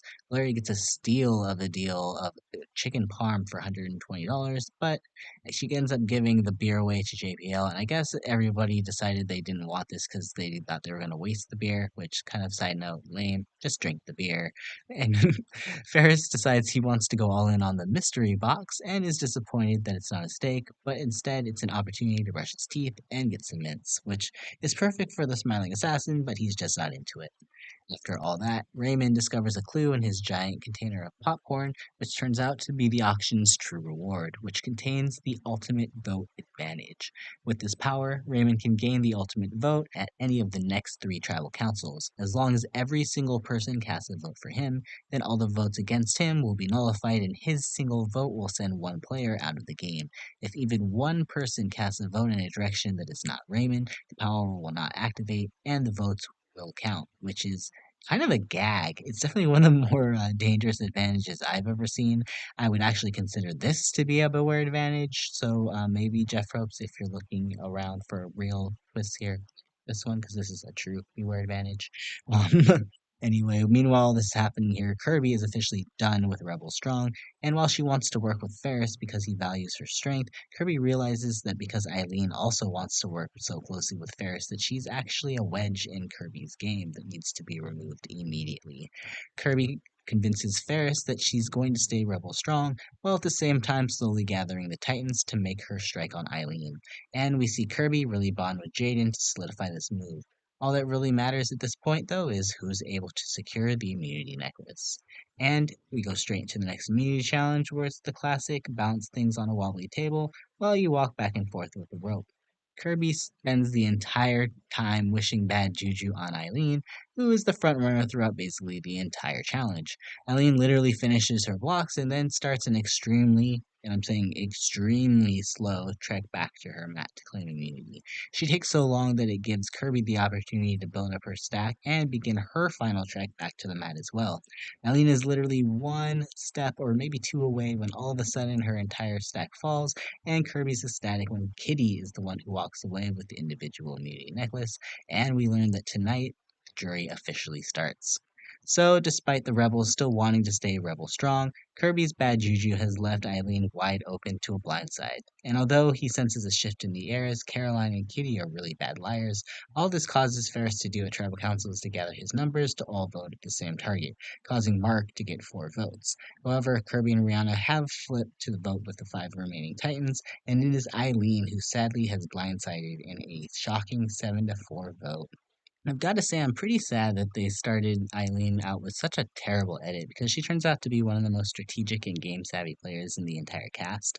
I do understand, based on the editing, that Eileen's savviness needs to be downplayed to make other players seem a little more savvy, but it's still a shame that we know a portion of the edit is likely manipulated, so obviously in a way that is supports some and not others. I'd love to see Eileen get a second chance at a deep run in the game on a future season, but I'm just happy that at least she gets to reach the obligatory survivor goal of being a member of the jury. Now we are officially entering the home stretch of the game as our final 10 awake together on day 34. And even though we are over a month into the game, we are still learning how fluid this cast still is, as Kirby's grand plan to get Varys to herself seems to have officially worked, as the two are officially lockstep following Eileen's blindside. And based on their connections, it would seem the new power core is Ferris Kirby, plus their best allies Jaden, Raymond, and Rihanna. And in a very blatant move, they all decide to go off as a five-sum to the well, while Ferris really wants Valeria out given she's the last of the three who blindsided Garrick. But this decision to go off as a group and exclude half of the tribe has its consequences, as Alex gets very sus as he's the only rebel not included in this conversation, deciding to gather the Titans not involved in this chat to vote as a block at the next tribal council. However, Kitty has decided that she's not really into this idea and wants to take her game into her own hands, making a move to separate herself from Caroline and offer her loyalty to Ferris and Kirby, which is like, bam, mind blown. The idea is to make sure at the end of the day, Kitty has a move against Caroline that allows her to separate her game from her best ally. I'm just loving the fact that these players are just so fluid, and I don't even know what's going on anymore. Now we get to our next immunity challenge and yet another endurance challenge. Each castaway will lean back with their feet perched on a dangling rod and holding a rope to suspend themselves in midair. They will have to move down the rope at regular intervals, with the last person standing winning. And obviously, it's an endurance challenge, so Rihanna is like player number one who's likely going to win. And although we get some more pink speedo time, Rihanna still proves herself she is the queen of endurance and secures yet another immunity necklace for her resume. So, heading back to camp, this would seem the most up in the air tribal council yet, as I don't really know where things are heading at this point. It seems like it's probably the group that went to the well versus those that were left out. But we are shocked even more so when Raymond decides now it's time for him to make his master plan move, deciding to tell Alex that he's willing to vote alongside Alex's new voting block as long as the group is not voting for Ferris, which is like, wow, even Raymond is ready to flip and make a move. Like, what is this season? Now, despite not giving Raymond anything initially, Mark and Alex double team Raymond in tribal council, confirming that Alex should play the idol for Valeria and that Raymond will vote for Jaden. And when the votes are cast, this is exactly what happens. Alex plays his hidden immunity idol for Valeria, which is equal parts random, as it is shocking, as it is confusing, but also kind of hilarious that Raymond just gave Alex a fake yet believable target to waste the idol, because Valeria only gets 1 vote. Alex is shocked when he gets 4 votes after playing his idol, and we're just like, oh no, is this how the pink speedo is going to go out? Well, those 4 votes include Kitty, who flipped, and it turns out Raymond actually flipped as well, joining Alex, Caroline, Mark, and Valeria in the 5 votes that sent Jaden to the jury, which is like, wow, wow, wow, wow. This season has got to be one of the most fluid of all time, where literally none of the alliances we've previously known even upheld. And we even got a random item play in an attempt to solidify this move, which is just like, this cast is not always making the best moves, but are they trying to play this game for themselves? Yes. And I'm just on pins and needles, excited for what they're going to pull out next. Part of our 18th episode, Raymond really is the talk of the town, as his move is the reasoning for so much chaos that no one saw coming. But this is all part of Raymond's master plan, as he's still holding the ultimate vote. So, to some degree, having a lot of heat on him is actually not such a bad thing, which makes things come full circle as to why he was so eager to flip last vote to try to change a narrative that worked to get more votes onto him, which is pretty smart. It seems as if he's learned a lesson from Hurricane Kelly and has decided to become Tropical Storm Raymond for the time being, only divulging his plans entirely to Ferris, who helps him keep this facade that Raymond is just so upset at himself for the move he made that maybe he's checked out of the game, which is like such a smart way to use the advantage. In this next reward challenge, each castaway must collect coconuts one at a time before falling under a net, crossing a balance beam, tossing the coconut on a chute, and catching it before it hits the ground. Once they have finished the obstacle course, they will use the slingshot to fire a coconut at a panel of ceramic tiles, each bearing one of the castaways' name. Once you lose both of your tiles, you're out, and the person whose tile remains intact the longest wins. We love elimination challenges because they never happen on US Survivor anymore, and I'm just intrigued to see how this one will go down. Alex begins the challenge with a few opening shots, which puts a hit out on him, but in a shocking result, Mark accidentally hits both himself and Kirby, taking Kirby out of the game as the game's first casualty. Ferris takes out Caroline, while Valeria eliminates Kirby from the challenge. Alex figures out the accuracy, eliminating Raymond, leaving Mark, Alex, Valeria, Ferris, and Rihanna left. Alex eliminates Rihanna, while Ferris gets rid of Mark. Alex gets back before Ferris, allowing him to knock Ferris out, leaving a showdown between Alex and Valeria. And this is such a random duo to be happening so late in the game that Alex ends up getting the last hit in, securing reward for himself.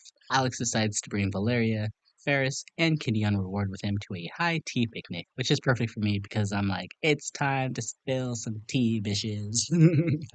This reward, Ferris uses the opportunity to try to get his Best Supporting Actor in a Survivor Series award as he pushes Raymond's agenda.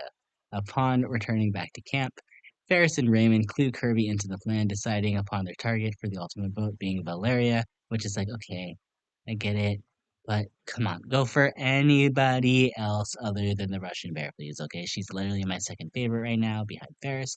Leave her alone. But Valeria, being the genius that she is, realizes just how easy it would be to just let Raymond be a decoy vote and push the vote onto anybody else they want. So the drama comes in. Can Raymond, and by proxy Ferris and Kirby, make this all work out?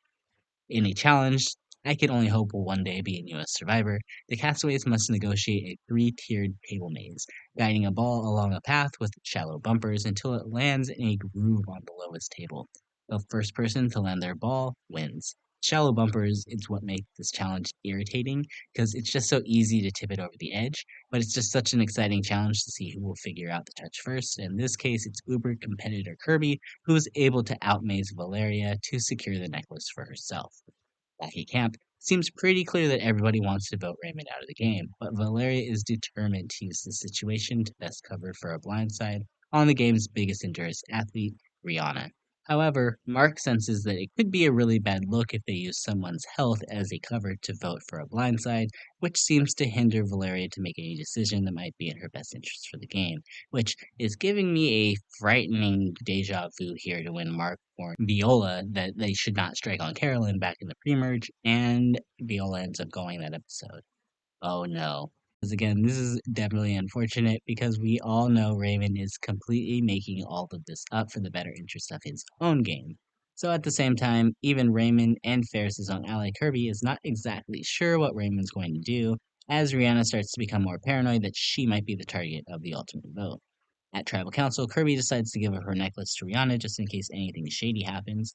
And oh my god, does something shady happen because Raymond, and by proxy Ferris's plan, goes off without a hitch as every single vote comes in for Raymond. As he played his advantage correctly, Raymond gets the ultimate vote, which is used to take out Valeria. And I hear collectively the world, straight men, lesbians, and even the gays' hearts collectively break, as our Russian bear will not be this season's winner. I've got to say that Valeria turned out to be one of my favorite players from the season, proving that she is more than just a gorgeous face, but a serious competitor that I hope to see return on Australian Survivor All-Stars very soon. Always had this cool, calm collectedness to her that just made me such a fan of her, and her scheming as well too was generally always seemingly on the right end of the page here. Seemed like Valeria knew what she needed to get to the end, but there were also a few times where it just felt like she was just unable to get people on her side. Is what it is though, Valeria, because you know what? The fan base is on your side. we love you, and justice for Viola. And now hashtag justice for Valeria too. So episode 19 begins with our final 8, all left in various levels of awe of Raymond's move at the last tribal council as everyone attempts to figure out where the game stands now. Despite the rebels now having a 5-3 advantage, Kirby and Rihanna have been warring with Ferris and Raymond since the start, and who knows where Alex even stands in this equation. Meanwhile, the last 3 Titans are all members of the middle-aged mafia, but this alliance also imploded episodes ago as Caroline and Mark have no interest or real trust in each other. Alex believes maybe an all-male alliance is the way to go, but let's be real, Alex. You have been nothing but a speedo this season, and while I'm completely fine with that, it does nothing for your chances here in the endgame. At this episode's reward challenge, each castaway will race out to the water, fill a bucket with water, and return through an obstacle course before pouring the water into a chute. The first castaway to get the water level in their chute to cross a marked line wins. Alex gets such a big a lead that it doesn't even matter what anybody else does, as he uses that as an opportunity to strategize with Mark about who he should take. Although Mark suggests he should leave Kirby and Rihanna behind, so Mark can use his powers of diplomacy on them, Alex quickly wins the challenge and decides he should be the one to strategize with them, selecting Kirby, Rihanna, and Caroline to join him on his overnight reward, which is like, oop, Alex, why didn't you just listen to Mark? Especially because Alex makes absolutely no headway with the girls. I guess they're just not charmed by the Speedo as easily as I am, and Caroline, Kirby, and Rihanna use the opportunity to decide that Alex is next to go. Back at camp, Mark uses the alone time to bond a lot closer with Ferris and Raymond, making a boys' alliance. Alex probably could have benefited more with Mark's other opportunity, but this turns out to be a move that cements these 3 guys working for an alliance for what could be a long haul. Oop, just please include the Speedo here. But, I mean, I guess it's fine if you don't, but it would be nice if you did. Now, in a reoccurring endurance challenge special to only Australian Survivor, the next immunity challenge has each castaway stand on narrow pegs while holding on to 20% of their body weight. The last person standing with their weight above the water wins. And I mean, it's endurance, so everyone else gives their best effort, including Alex, who literally almost falls off and comes back. But as who else would we expect to see win at this stage other than Rihanna, who secures her 3rd individual win here? You can't. The pre-tribal scramble feels a little less so because the women have very clearly selected Alex as their target, while Alex is starting to realize he has nowhere to run in that little pink Speedo.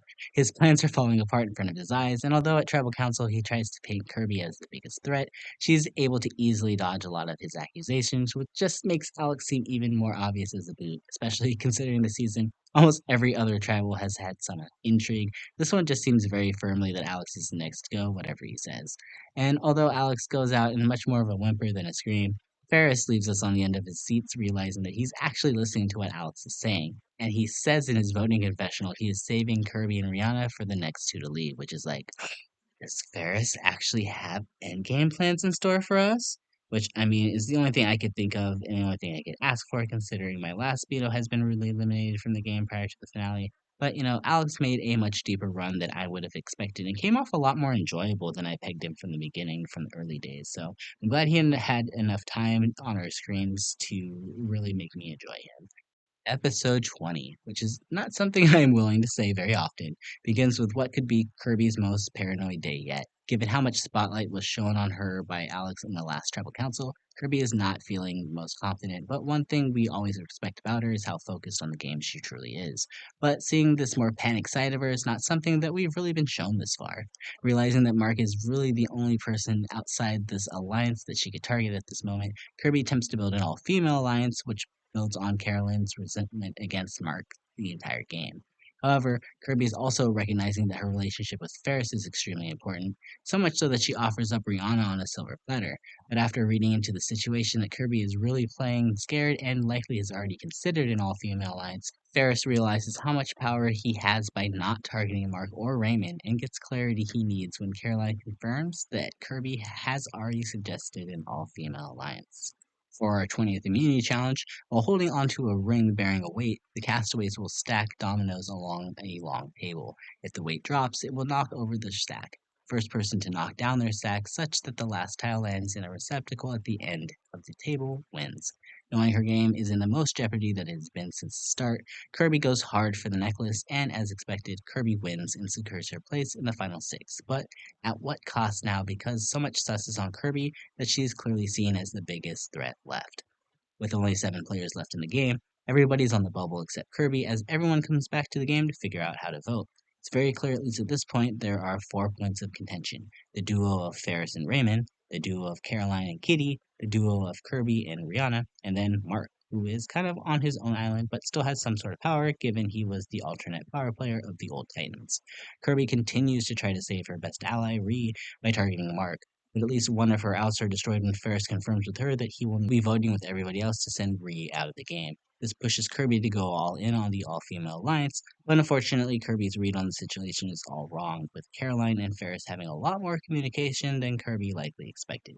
And when the votes are read, Kirby is left truly blindsided for the first time this season as the other five band together to finally separate her from her truest ally and endurance beast, Rihanna, who had absolutely no personal content this season and could possibly be the biggest mystery that I've witnessed as far as the players go who have lasted this long on my screen without me knowing about them. But then I also realized Kitty is still here, so perhaps Rihanna didn't do as bad as I thought. Here with our final six as we enter our 21st episode, which is like, why are there so many episodes of the show? It doesn't mean I'm not loving it, but like old school Survivor, this season would have been done and gone at this point, whereas on modern Survivor, we would have already been on the cusp of filming like 2 seasons of the show. Yeah, we have like still another week here. This just seems like extreme torture for these Australian castaways who are putting so much better of a product up for like half of the cost. I suppose Australians just need to find themselves better agents. Can I just say, nowhere did I ever expect a final six with 4 power players still in the mix. This is giving me all sorts of org strategy realness, and I'm just so impressed by the stronger players in this cast to not just jump at the earliest opportunity to get rid of each other, because that's really the reason why a lot of the strategically powerful have still made it deep into this game. And while it's a great move for players to get rid of power players, I think this season really shows that the only true way for the more notable players to make a deep run is to surround themselves with other like-minded players and eliminate the lieutenants, as Ian so graciously said, as he himself was Mark and Carolyn's lieutenant. At the same time, too, this fluidity that has literally left us with such a reflective final six, which it feels like it just comes full circle because the game started with these tribes mirroring each other. But it just seems right that our final six is consisting of the power struggle duos from both the original tribes, while each player has a slight advantage over their rival with their second in command still in the game. However, it is revealed later in the episode that an idol has been rehidden, to which everyone takes off to get. Caroline manages to find it, which is like, ew, but fine, as she keeps it secret from everyone, hoping to use it as part of a huge move to boost her resume. For their next immunity challenge, the castaways must use a fork and stack 8 wooden trapezoid blocks on a wobbly platform while walking through a tripwire obstacle. If they make contact with the obstacle, the platform will shake, toppling the tower. First player to finish their stack and return to the start line wins. Realizing how much she needs immunity, Kirby is in a race basically the entire time with Mark, but when Mark flops at the very end, it allows Kirby to secure her third individual immunity necklace of the season. Going into the next vote, with Kirby not able to be a target, it seems like the Rebels are staying strong, and Mark is just wanting to vote with a majority to keep himself safe, which seemingly puts Kitty in the hot seat for being the better challenge competitor between her and Caroline. However, Caroline is determined to make a big move and is hoping to use her idol to its fullest, but wants full credit for the move, so there's only so much information Caroline is willing to release to all sides. Thought that all the votes end up on Mark ends up being a misread as she plays her idol for him, nullifying the one vote that her ally Kitty puts on him. Instead, Mark ends up siding with the rebels, and Caroline can only watch as her plan completely backfires in one of the most hilarious ways possible, as her own ally Kitty is voted out from the game in a 4-1 vote. I've gotten to say, if I was Kitty, I would be so up in arms about my edit, considering she lasted literally 21 episodes and I still have no idea who she is. Like, this is the most purple travesty that has happened since Heather and Survivor 41. Although, please don't hate me if there are worse Aussie counterparts, as I'm much more disconnected from this series, and I promise to catch up this summer. Promises, but wow, wow, wow, it's Final Five, and literally all of them have made some sort of move on their resume. For such a chaotic season to end up with this stacked of a Final Five is unheard of, and I'm kind of in disbelief this season exists because it's been one amazing ride, and we still have 3 episodes to go before determining who will be our sole survivor. And then there were 5, as Ferris feels pretty good going into the last stages of the game. He has a majority alliance and an idol that he can play at the next vote, and also comes up with a pretty brilliant plan to fake hide his old idol clue, so Raymond can pretend to have found the rehidden idol played at the last tribal council. This deters his rivals Caroline and Mark from attempting to find one, all that the acting could have been better. But it's pretty clear here, especially to Mark, that he is the target, and he needs immunity to stay in the game. For their next immunity challenge, the castaways basically place a motion, but add a ladder, which is a nice touch to the challenge versus having to use one hand. And just as the story sets up, Mark overcomes all odds to get the dub, meaning he now joins the other men in having an idol, or at least supposedly having an idol, meaning the women suddenly find themselves in the crosshairs. This vote feels like the culmination of so much this season, as Ferris weighs the options of taking out Caroline or voting out his long-term rival turned BFF, Kirby. While eliminating Caroline is great for Ferris in that she will never take him to the end before Mark or even Raymond, but if Ferris somehow gets to the end against Caroline, he has an amazing case against her. Eliminating Kirby means Ferris loses a huge shield as well as someone who will for sure take him to the final two, but Kirby is also the one person that Ferris will for sure lose to in a jury vote. Realizing his odds are better without his ally, Ferris shores up as much safe from the former Titans as possible, including a final three deal from Mark. Tribal Council, Ferris plays his idol for himself, saying tonight is the night that he is betting on himself for the first time in this game, and it's revealed that the shot has finally been fired and landed, as Kirby is voted out in a unanimous 4-1 vote. I was a big fan of Kirby throughout most of the series, although I do think she has a tendency to overgame a bit. It felt like she was always cool, even when she was feeling a bit of the heat. Her rivalry with Ferris really stands out as the main narrative of the season, and their back and forth taking out each other's allies made for a lot of fun. As much as I would love to see a Ferris Kirby Final 2, I do understand Ferris's decision, and I do believe it is the correct choice, and I would stand a Kirby return because despite her not maybe being the most robust personality, I'm always here for a gamebot if they're good at what they do, and Kirby is definitely good at what she does. So as one storyline comes to a close, another opens as what seems to be the final arc of the season. Can Ferris win an individual immunity challenge? He laments about how he is yet to win a challenge, and Ferris needs to win in order to get Mark out of the game. So he is sitting next to two sure bets to win in Caroline and Raymond. At the same time, Ferris does have a little bit of cushion tonight as he did make the deal with Mark last round that he will not fire at Ferris until the final three, but there's only so much stock Ferris can put to the word of others, so there's definitely a lot of pressure he puts on himself going into the immunity challenge. Penultimate immunity challenge is all about balls. Each castaway will complete an obstacle course, collecting balls along the way. Obstacles include reeling a crate in from the ocean, hitting targets, and climbing under a net crawl. At the end of the obstacle course, the castaways will throw the balls into a chute. First person to land all 6 balls inside their chute wins. And despite his best efforts, Ferris fails once again to win a challenge as Mark walks away with immunity once again and is the first to be guaranteed into our finale. In what seems like a pretty obvious tribal council for me at least, which would be everybody just loading votes up on Ferris and send him packing, there's actually a lot of intrigue because while Ferris is definitely the better player, he also has a few things working in his favor, it seems. First off, his bond with Raymond is legit, and they seem to be supporting each other, while Caroline and Mark, despite being mortal enemies, have also reached a similar arc as Ferris and Kirby, deciding to stick together. Ferris also has the deal that he made with Mark around before not to strike into Final 3, which seems easy enough to go back on, but Caroline and Mark also have to factor in that if it's just split Titans versus Rebels, then Caroline is guaranteed to be making fire, and Raymond would most definitely be her best bet at ensuring she makes it through. So when it comes down to the vote, we get our first deadlock tie of the season as Caroline and Raymond both receive 2 votes, and in what is the most lopsided and disappointing fire-making challenge possibly in history, Raymond doesn't even get a spark going, allowing Caroline to easily build a fire at her leisure and secure her place in the final 3 as well.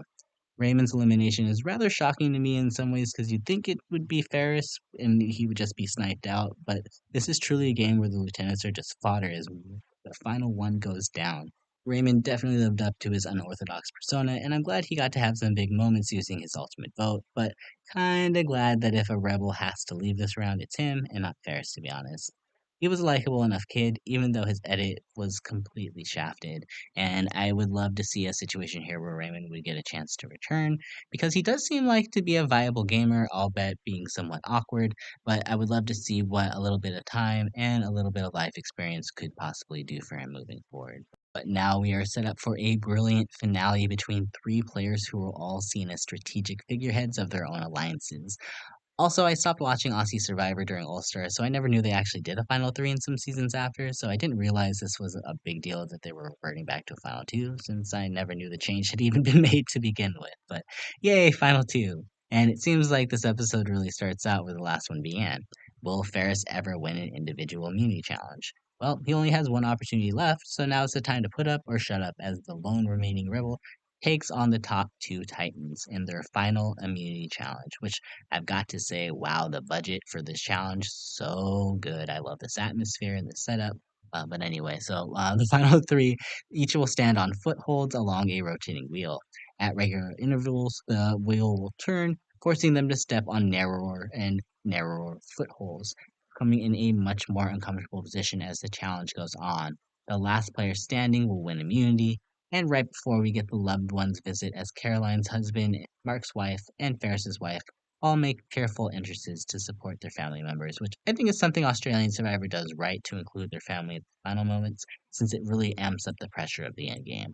So they go for almost 2 hours before Mark becomes the first person to drop out moments before they do the final rotation, leaving Caroline and Ferris balancing on one foothold.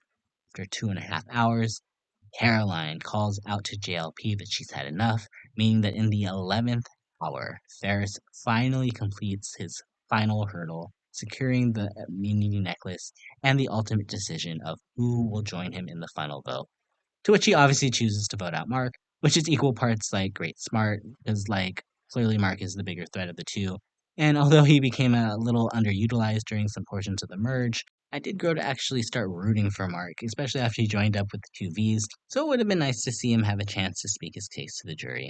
I was also hoping, selfishly, that Caroline would be booted just as karma for her being so rude to my favorites throughout the game, but there's also a point where I just kind of gave up on her ever leaving because she was putting herself in such a go position to lose that final tribal council, and Ferris definitely picks up on that.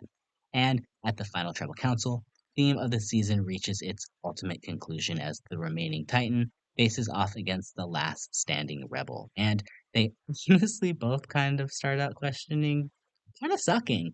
It doesn't seem like either of them are really able to defend their games or vocalize really what they did.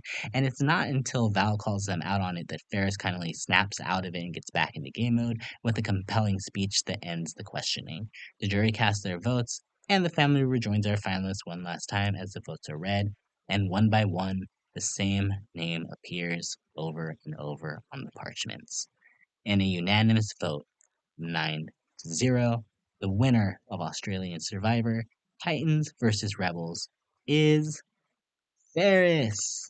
And I, for one, was rooting so hardcore for Ferris. I am so happy by this ending. He literally gave me just the most amazing vibes, even from just the opening confessionals.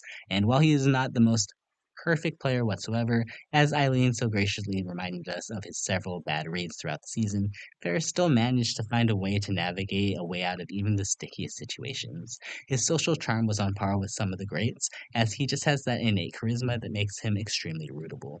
I do think what helped Ferris win the season was that the overall mentality of the players this season was to not take shots at big players and instead take out the followers, which really I think improved the season at large because the players we got invested in early on ended up staying for the vast majority of the episodes. This truly felt like one of those seasons that just falls into place from both a gameplay perspective where a great player wins, but also a great narrative arc crafted around them that makes just such a satisfying ending. Was it entirely perfect? No. But this season definitely rivals Aussie Survivor 2017 for me for the best season of the franchise, and possibly could be a top 10 season of Survivor in general for me. If this is what Australian Survivor has to offer moving forward, you better look out, Jeff Probst, because JLP is coming for you, girl. Hide your kids, hide your wife. So that's it, y'all. Sorry about the late release, but oh my god, I started the season late, and then because I literally binged every episode nonstop, I did not take notes like I usually do, so I had to go back and redo it all. But it was such a great season. I didn't mind basically rewatching it twice, especially with Survivor 46 has just been the Banu show at this point. I will take that reprieve. Did you love the season as much as I did? And if so, tell me about it in the comments below so we can keep spilling that tea, y'all. Till next time, this is Renegade signing out. Bye.